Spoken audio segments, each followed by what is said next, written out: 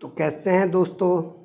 एक बार पुनः मैं आप सबके लिए लेकर आया हूँ बिहार बोर्ड 100 नंबर हिंदी का बहुत ही महत्वपूर्ण कविता का ऑब्जेक्टिव क्वेश्चन। इस कविता का शीर्षक है पद बाय तुलसीदास। पद जो है, दो पद पढ़ना है आपको 100 नंबर के हिंदी में। एक तुलसीदास जी का पद पढ़ना है और एक सूरदास का पढ़ना है। तो सूरदास तो कविता का दूसरा चैप्टर ही है, सूरदास कविता का दूसरा ही चैप्टर है, और ये तुलसीदास जी का जो पद है ये तीसरा चैप्टर है कविता में। तो मैं ऑब्जेक्टिव क्वेश्चन लेके आया हूँ, वस्तुनिष्ठ प्रश्न लेके आया हूँ, और आप जो है इस पूरे ऑब्जेक्टिव क्वेश्चन को अगर सॉल्व कर ले, देख ले, याद कर ले, तो आशा करता हूँ दोस्तों कि कहीं दूसरे जगह से ऑब्जेक्टिव नहीं पूछेगा।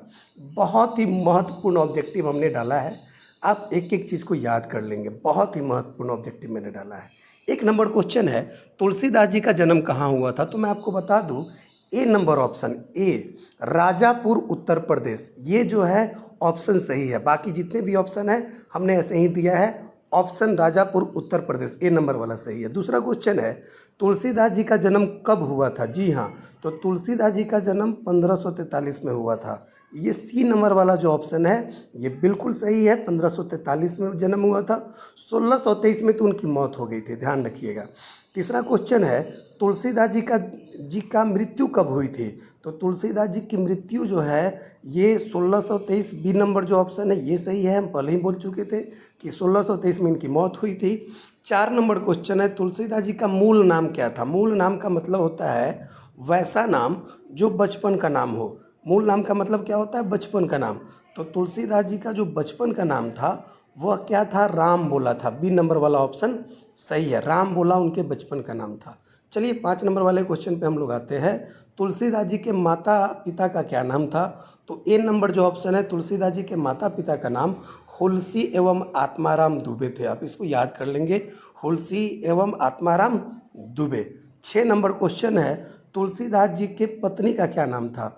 तो तुलसीदास जी के पत्नी का नाम क्या था? रत्नावली। ये जो सी नंबर वाला क्वेश्चन है ये सही है। तुलसीदास जी के पत्नी का नाम रत्नावली था, ये याद करके रखिएगा आप लोग। 7 नंबर क्वेश्चन है, तुलसीदास जी के दीक्षा गुरु कौन थे? तो तुलसीदास जी के दीक्षा गुरु नरहरिदास थे। कौन थे? नरहरिदास। आपका ये नंबर जो ऑप्शन है वह सही है। बाकी बल्लभाचार्य, नाभादास, शुक्राचार्य ये सब अलग अलग ऑप्शन है। ए नंबर। मैं बाकी ऑप्शन को इसलिए नहीं जिक्र कर रहा हूँ कि बहुत कम समय में अगर आपको आंसर पता चल जाए तो बहुत ही बेहतर है, बहुत ही बेहतर है। चलिए हम लोग आगे चलते हैं। 8 नंबर क्वेश्चन है, वैराग्य संदीपनी, बर्वे रामायण, रामचरितमानस और विनय पत्रिका के लेखक कौन है? तो इसके लेखक कौन है? तुलसीदास जी है। ये जो मैंने 4 किताबों का उल्लेख किया, वैराग्य संदीपनी, बर्वे रामायण, रामचरितमानस और विनय पत्रिका, ये बहुत ही महत्वपूर्ण जो है किताबें हैं।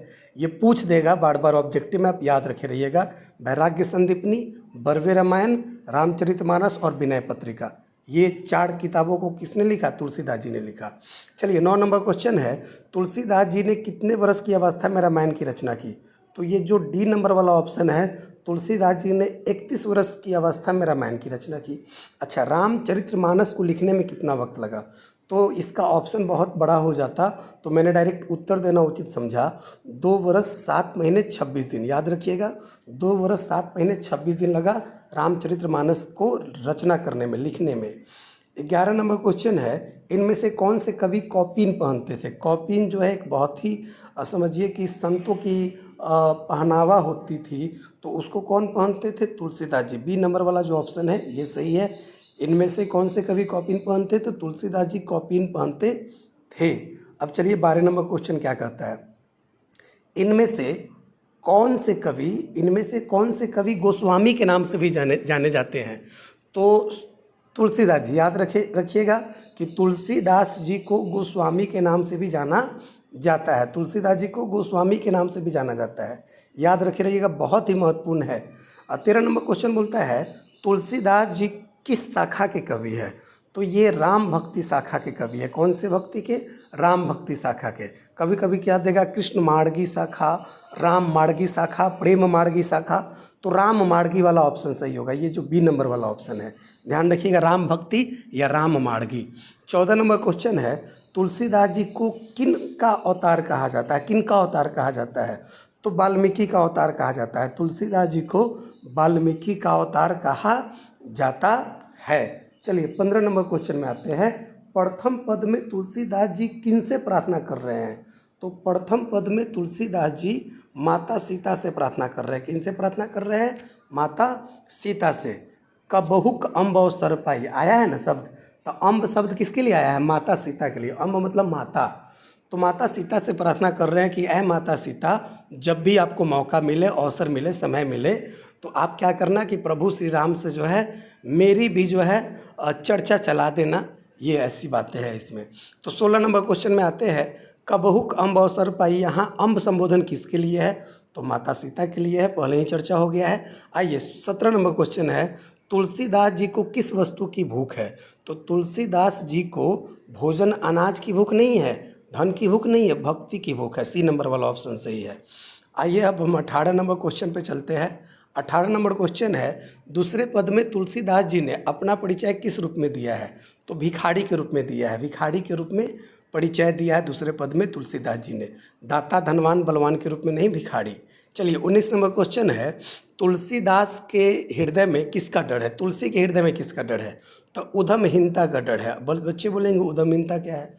तो उधम मतलब होता है कार्य, और हीनता मतलब कमी। मतलब उनको लगता है कि दुनिया के जितने भी काम है उससे मोक्ष की प्राप्ति नहीं हो सकती है, उससे भक्ति मार्ग पे नहीं चला जा सकता है। तो इस वजह से उनको अपनी उद्यमहीनता पे डर है, उद्यमहीनता पे। तो ए नंबर वाला ऑप्शन सही है। 20 नंबर क्वेश्चन है, राम स्वभाव से कैसे है? तो राम स्वभाव से अति कृपालु है। अति कृपालु शब्द आया है, आप कविता पढ़िएगा तो अति कृपालु शब्द उसमें आएगा। आइए 21 नंबर, तुलसी अपना पेट किससे भरते हैं? दाल चावल से? जी नहीं।